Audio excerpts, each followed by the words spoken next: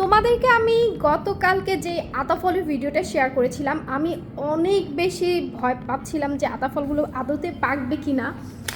তো I think আমার আতাফল পেকে গেছে। আমি আমার এই ফাঁকা ঘরটায় রেখেছিলাম, এখানে খুব একটা আলো বাতাস আসে না, তো আমি এখানে রেখেছিলাম। চলো তোমাদেরকে শেয়ার করি যে আদতে আতাফল কি পাকছে কি না।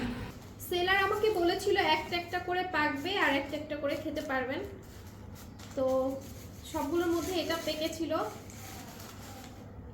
পাকার পর কিন্তু কালারটাও চেঞ্জ হয়ে আসছে।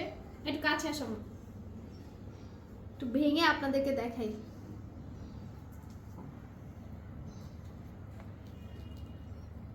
এই তো একটু খেয়ে দেখি।